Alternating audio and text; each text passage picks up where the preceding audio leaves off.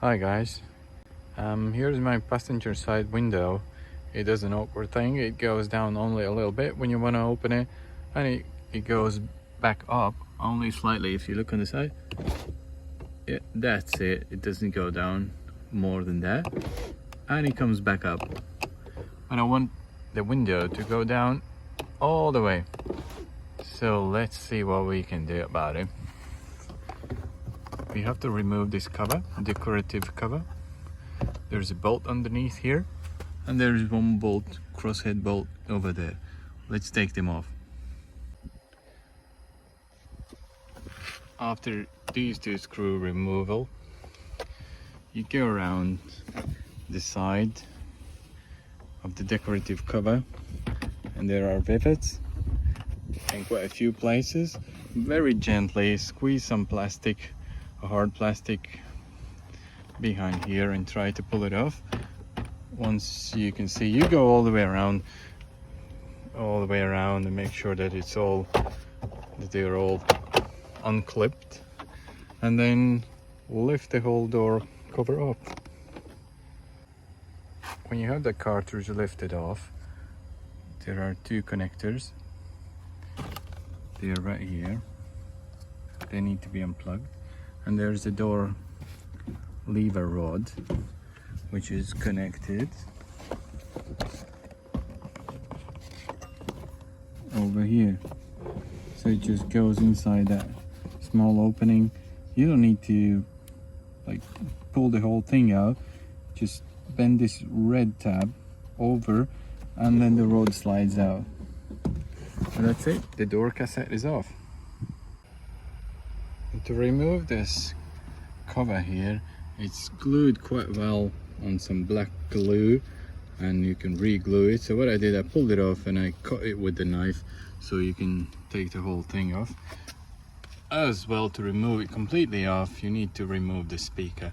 So there's another 4 bolts and some connector behind. This comes off, and then the whole cover comes off. And here how it looks when everything's off. And by the way, when you want to move the window, when this cover is off and this connector is out, the window doesn't work at all.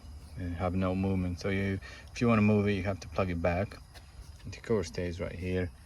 And look what I noticed. Look at that wire. Yeah, the whole wire is split. And it looks the same horrible all the way up and down. And obviously it cannot just roll into that mechanism and into that tube, and it needs to be replaced. You need to remove the whole motor, which is right here, by undoing this screw, and we'll see further what's up there. So this is where I ended up. I did unscrew that screw, and I got the whole motor and the drive off. And when you look inside, whoops, that doesn't look good. So I need to get a new cable, open up this cover and clean all the rubbish out, all those wires. And I hope I can get a new cable, and then just a matter of boxing it all up. Hey guys, look where I ended up. I did remove both of the slides from the door, and I brought them to my garage and working bench. And here's the spliced wire. And I went to the spare parts shop. I thought I want to buy a new cable, but there is no new cable available. You have to buy all that set together, and that costs quite a lot of money. And I thought, no, I ain't gonna do that. So I went to the shop and I bought a 1.5 mil thick new wire. And of course the wire is normally with just a straight end and nothing else. So I bought this splice securing thing. I bought a thing like that. So I made the wire looped and I squashed it together to make it strong. And this thing, I will be able to secure it in a securing point.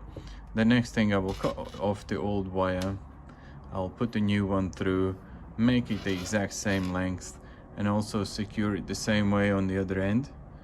And afterwards I will be fixing that one in and up to the motor.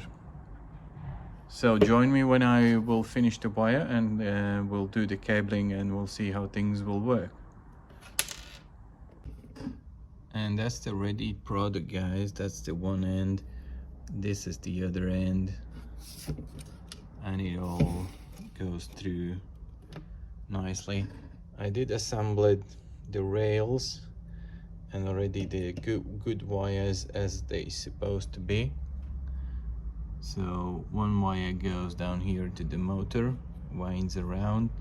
The other wire goes from here over to the other side to the lifting mechanism. And this bit, one of this needs to be connected here, and it goes down and into the motor, and the motor should be inserted right here, and it does a couple of turns around and then it comes out. So I'll try to install it and we'll see you how it works on the end.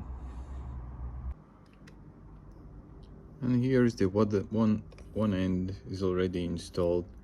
Now I'll put the cover back on, put these two screws, and then we'll proceed further.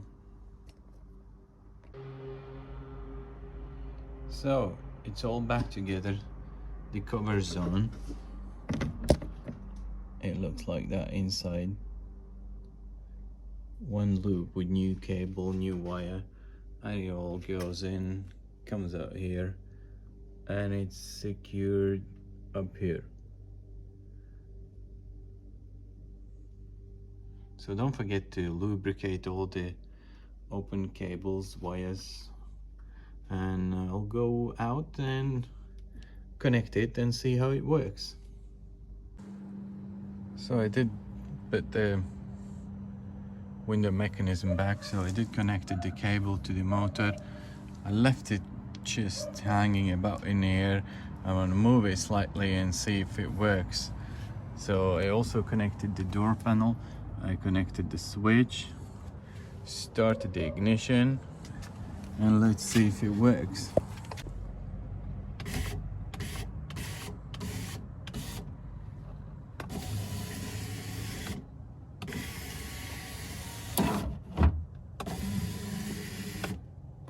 Yeah, it does work. Let's install it. So I've reinstalled the slides in. They're all in, secured. All the cables, everything's secured. The motor is secured. The door panels are touched, and the ignition is on. So let's do another test.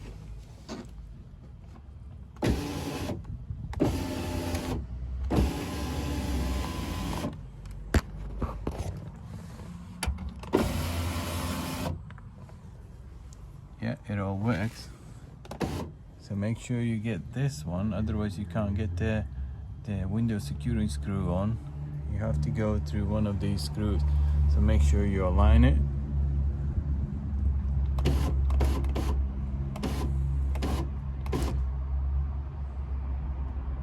Yeah, where is it? Yeah, that's it. Get the window seated, tighten it, and test it again.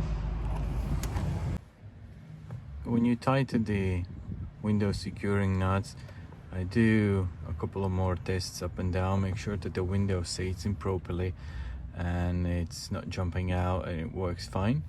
And as soon as that is done, let's put the noise insulation on. Yeah, the noise insulation is on, and you really want to make sure you're getting back in the same place, and then it sticks on quite well. It's still quite soft, so it's all okay. You just push it back and it stays there, unless it's really dry, then you might need some adhesive to put on, but otherwise it's okay. So next one is the speaker goes back on. So when the noise insulation's on, the speaker's on, I did connected the door panel as well and tested the window one more time to make sure it's all okay, that the speaker works. And now I need to put the door cartridge on. And don't forget about these two connectors. Yeah, the one goes over here and the other one goes here. Yeah, so these two connectors are connected. And don't forget about the lever for the door handle. That one goes inside here. And the red tab bends over. And when you put the door panel on, do a knock, a top all over it to make sure all those pins are back into place. That one screw here and one here, and that's it, guys. You're ready to go. And guess what? This whole repair, the new wire cost me a whole 0.34 euro cents. So good job, isn't it?